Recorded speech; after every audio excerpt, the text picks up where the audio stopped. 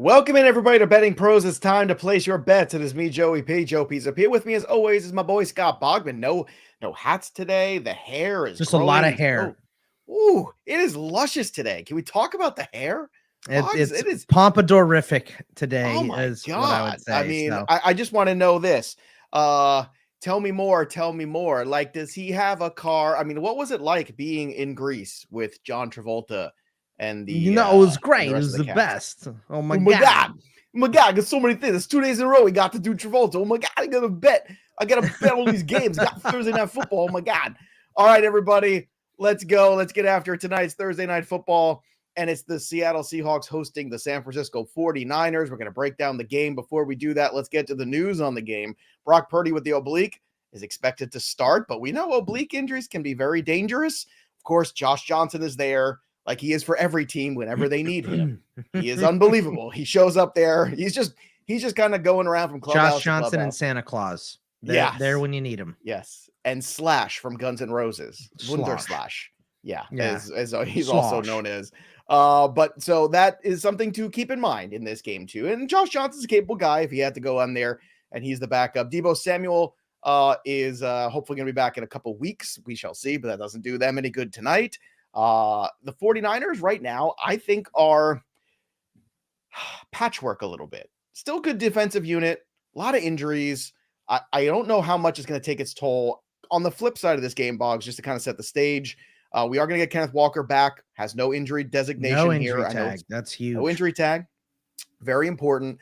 I think Seattle last week got caught with their pants down a little bit. They were looking ahead, and Carolina kind of whooped them. They didn't take Carolina seriously, and that happens a lot in the NFL. Any given Sunday, Joe. That's right. And they've had this game, I think, circled on the calendar for a month now, where it's saying, hey, we're going to play at home, San Francisco 49ers. Let's go. And we're going to get them with not their first or their second, but their third string, maybe a fourth string quarterback.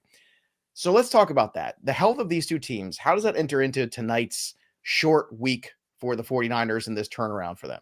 It sucks. And there should not be Thursday Night Football at this point in the season, to be quite honest. That's a good point. With you. They should do it only after bye weeks. If you're coming off a bye, you can play Thursday Night Football because you have the extra time to prep, and we're going to get crisp, clean football in those games instead of this, hey, we want it for the advertising money crap that we get. So I understand NFL's a business before it's entertainment. Well, especially we got three games on Saturday, dude. Like, it's like, do we really need the Thursday? You give me all day football Saturday and Sunday. Yes. I think I'm good. Exactly. So it's going to be sloppy. It's going to be sloppy, not only because it's a Thursday game on short prep, but both these teams, it's late in the season and they're missing big chunks of their team. So, it is going to be ugly.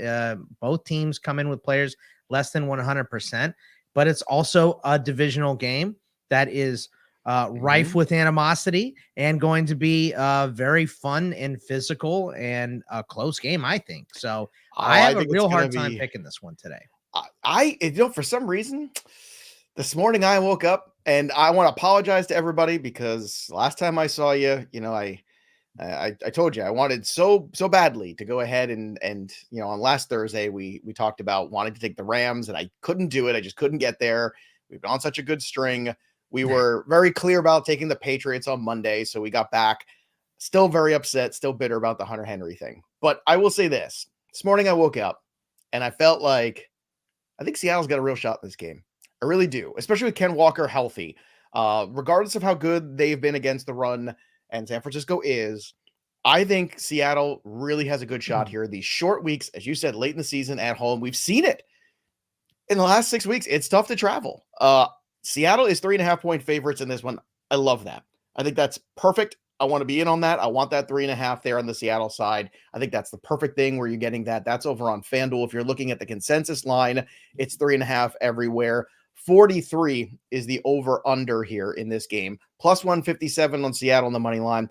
I would take the 3.5 at the minus 115. Bet it bigger. And then I may put a little small chunk on the plus 157.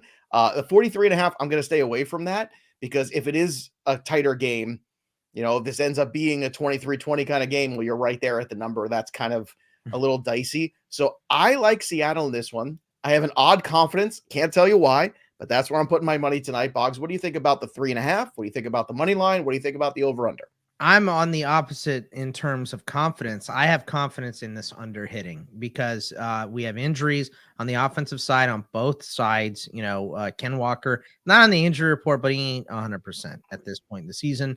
Debo obviously missing. We're down to the third string quarterback who is questionable but expected to play in this game as well. Plus, there's less prep, so we have less time to practice those scripted drives and things like that. So I'm much more confident on, the under in this game than I am picking the game itself.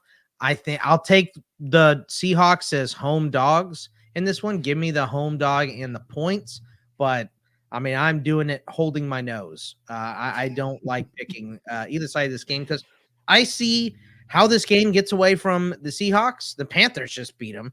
I also see that's the trap. That's the trap is giving two whats about what happened with the Panthers. That is to me completely. Well, the trap is picking the Thursday night game, Joe. I mean, come on, that's the real trap. No, it hasn't been. It's been money for us for weeks now, and I want to get back into the swing of things because we had a string of 4 or 5 straight upset weeks on Thursday, especially with home underdogs. And then the one I just couldn't bring myself to do was the Los Angeles Rams, and with good reason because it was a god-awful hot mess. And then Baker Mayfield somehow had the drive of his life, and next thing you know, and I just kicked myself. And it wasn't a big number. It was like 2.5. And it should have been a bigger number for me to really get excited. Like it was 5-1. I would have just said, hey, here's $20. I just want to, watch the world burn, which I might do when they play the Green Bay Packers this week. But that's story for another time. Monday Night Messiah, our own friend Seth Rollins Jr. in the chat. Certainties in life, death, taxes, and Josh Johnson lurking around. This is all very true. So Boggs is feeling good about the under. I'm feeling good about Seattle in the 3.5. Again, you put a big chunk on the 3.5 and put a small chunk on them to win outright at the plus 158 you're getting, by the way, over on FanDuel, a couple other places, 157, 156, in that same range there for most of these. So let's get to the props for tonight too. Boggs, as always, put his props together for the show. So where do you want to start today? Scott Boggs, so it looks like DK Metcalf is number 1 on your list. Yeah, let's start with a Metcalf score. I mean, he's scored in 4 of the last 6 games. The secondary is the weakness on this Niners team. So if we're expecting the Seahawks to drive down the field and get in the red zone, great target. He's been a target recently. I mean, every week he's a target, but he's been coming down with them recently. So I like him to get in the end zone, and we're getting plus 180 on it. So it's paying out decently well on top of that. So, I mean, the obvious ones I think are CMC and Ken Walker. Obviously, you want the RBs to get in there, but I think if you're trying to preserve Walker at all, maybe you try throwing it near the goal line. Although, Pete Carroll has had some real tough lessons on that in his life. Yes. But what's interesting is that DK Metcalf has a better number than Tyler Lockett, and Tyler Lockett has a touchdown in 6 straight games, and Tyler Lockett's number is plus 210. So I think you could throw, a little on each of these potentially. You know what? I don't hate that one either. I'll say this, like, I expect lower scoring in this game. So if I'm picking one player to score, that it's not CMC, and CMC I think was minus 150 or something on the touchdown. It was bad.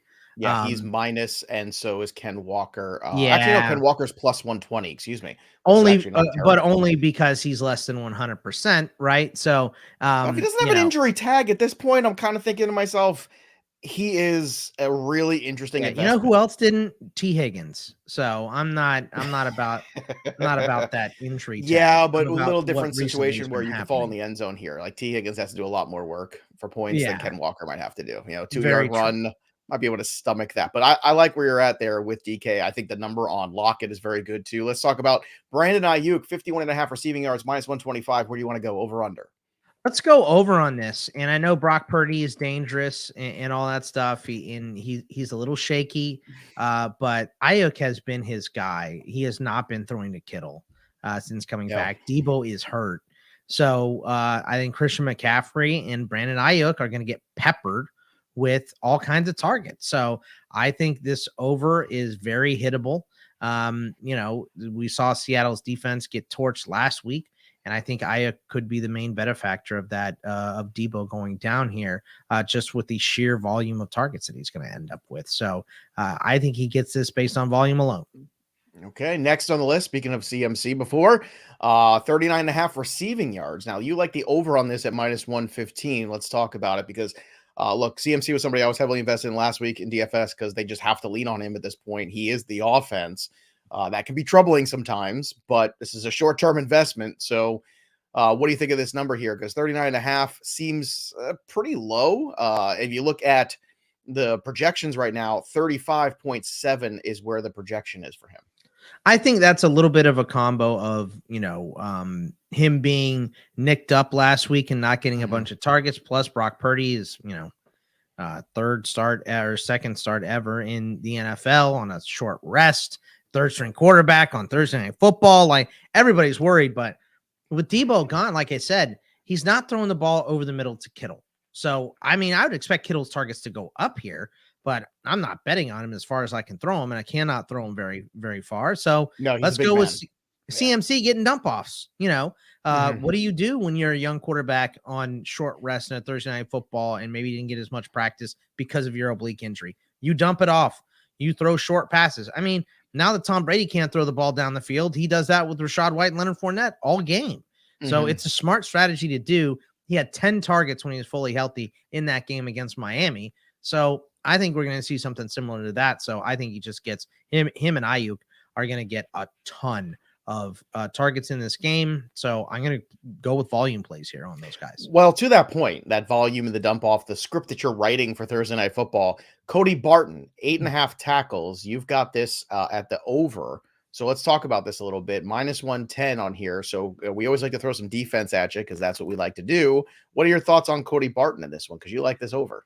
Yeah, I really do. He's had double-digit tackles 3 weeks in a row, and it's been a little bit of a roller coaster ride for Cody Barton recently for IDP stuff. We're in the playoffs now, so we're not doing the IDP show anymore, Joe. But if we were, it's something that I would have brought up because I think he was at 96% snap share last week, and the Vegas line says that the Niners are winning this game and that Seattle will be on defense more often, which, it's just pure time of possession. If one team wins, usually the team that wins time of possession as well. So Cody Barton's been out there, going to be spying a lot on Christian McCaffrey, I bet. And I expect McCaffrey to get peppered with targets. So Cody Barton's going to be involved in a lot of tackles, and it's been less pronounced than it had been in the past, but the scores in Seattle like to hand out tackles a little bit nicer than other stadiums. So it's been more league average recently. I think they kind of caught on to it, but on a Thursday night game, let's give these guys some stats. Let's pump them up. Yeah. And I keep coming back the more I think about it too, about you lose to Carolina at home and how that kind of, sticks in your craw, whatever that means or wherever that is.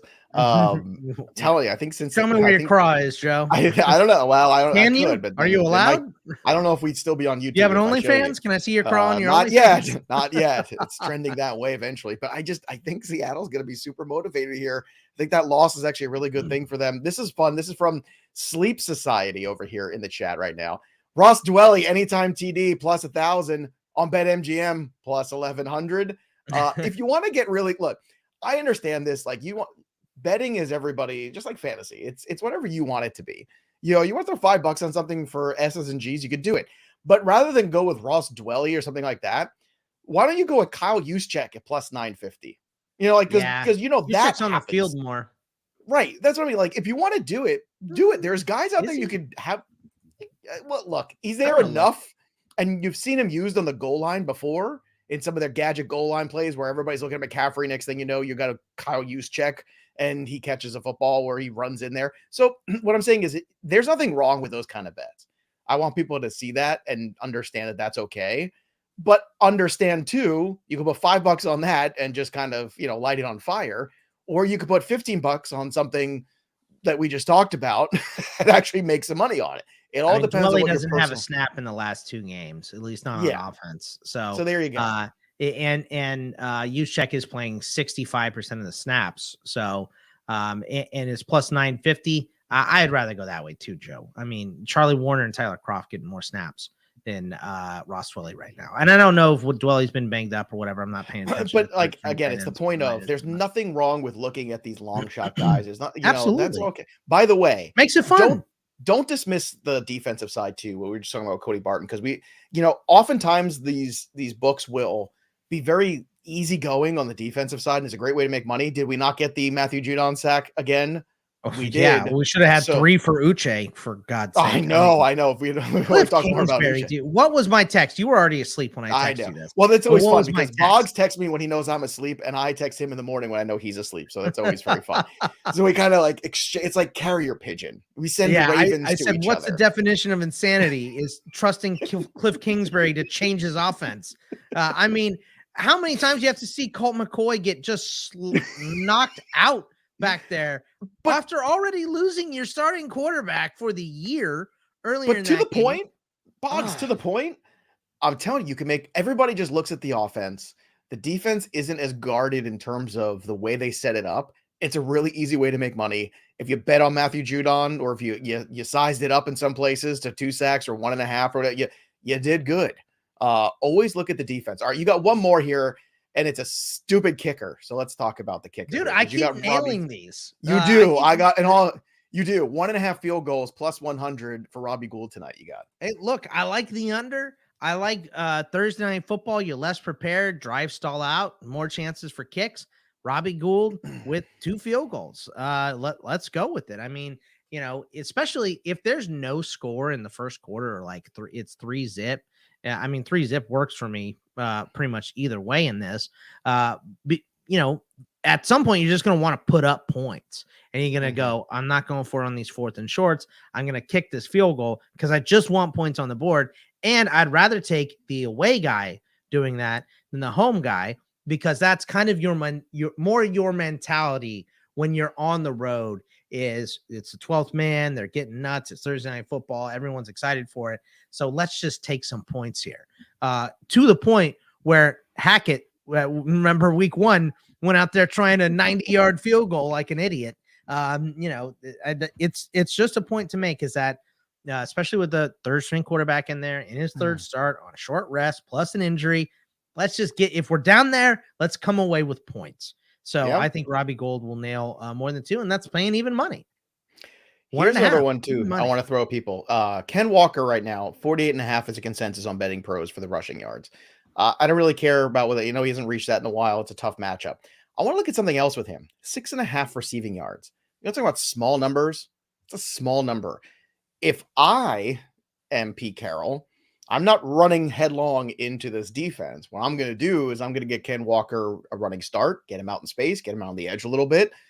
I think this little tiny number of 6.5, this might be the way to start a lot of things tonight. I think that is a very tantalizing situation there for him. If you look at the receiving yards he's had, week 12, 13, 55, 20. Those are the last 3 before he got hurt. So I see no reason why that's not part of the game plan. I'm not running him into a brick wall a million times when he's hurt. I'm going to get him outside a little bit, catching the football a little bit. I think it's the way to go, and it's a tiny number, Boggs. We like the little numbers here. Longest rush at, Joe? His longest rush, well, in that first game he played, he had one for 40-something. No. I mean the prop. Do you have it on there? 48.5 is the consensus rush. No, but usually they have like a longest rush. Oh, I don't have that up here right now. But here's the thing. Pull it up. Like, here's the one thing I'll put about that. Because of the uncertainty, it's really interesting. Everyone's hyper-focused on the rushing total. Meanwhile, that little 6.5 is sitting out there where all he's got to do is catch, 1 ball for 8 yards and he's got it, or 2 balls for 5 yards and he's got it. Like, he doesn't have to do a whole lot here. And I just think if you are being smart, you are not running him headlong into the middle of that defense over and over and over again. That, from a game plan's perspective, we already talked about McCaffrey. But I think if you're going to bet anything with Ken Walker tonight, 6.5 on the receiving yards is a really good number. And look, as far as the guys with the receiving yards, again, you can throw on San Fran. We don't like Brock Purdy passing the ball, but I'm with Boggs on the DK Metcalf anytime touchdown. I'm with Tyler Lockett on the anytime touchdown. You're getting a better number despite the fact he's got 6 weeks in a row. I know a lot of people look at Goodwin too as a possibility. He's been getting red zone looks. I get that. If you want to bet that, it is plus 550 So that's an Longhorn. even bigger number too. I know you like the longest rush for Walker is 12.5. It's juiced to -130. Not a bad bet either because he is a breakaway running back. He is. So. He absolutely is. But, you know, when you're game planning, you're looking through it, Boggs. I just think that makes a whole lot of sense. And it's a way to get Ken Walker the football, get him involved, and not have him go right into the meat of the defense every single time. Like, just get him out there a little bit, run a couple plays designed for him to catch the football. And my only good. issue with Walker at all is that I do not trust Pollyanna Pete and his injury report. That's all. Like, every player that they have is the best player ever. They're always so healthy. They're always such great people in the community. Like, it's Pollyanna Pete. Everyone's great all the time. Like, if he said something bad about a player, woof, it's bad. Well, now you know how bad Russell Wilson is. Yeah. We all learned out firsthand, didn't we? You know, one thing about that too, I think last week, if they were playing San Fran, I'm hot take here, Ken Walker would have played. I think they were trying to get away with one. It's only Carolina. We'll patch it together. Again, they got caught. And that happens to you sometimes. You got to take everybody seriously. Lose a game like that without Ken Walker, the next game you probably say, let's give the ball to Ken Walker. Okay, we're going to give the ball to Ken Walker, and we're going to go back and get it. So there you go, everybody. That's what it looks like. I'm on the Seattle side at 3.5. I'm on the money line on Seattle. I am all over the anytime touchdown for DK and Tyler Lockett. I love what Bogman's put out there for some of the props tonight. He's on the DK side. He's on the McCaffrey receiving. We talked about the 6.5. Such a small number of receiving yards for Ken Walker. The Barton tackle total, love that. And Mr. Field Goal himself, Scott Bogman, making money on kickers. Thank God somebody can. I want to thank everybody for hanging out with us today, talking a little football here and hanging out in the chat. Love to see you. Love to see it. Don't forget to go to bettingpros.com where you can obviously go ahead and get all of your information for your betting goodness. We've got the prop bet cheat sheet there for you. And of course, check out BetMGM, the king of sportsbooks, and use that promo code BettingPros when you do. That'll do it for us. But the story of the game goes on. For Scott Bogman, I'm Joey P. We'll see you next time, kids. Enjoy Thursday Night Football. See you.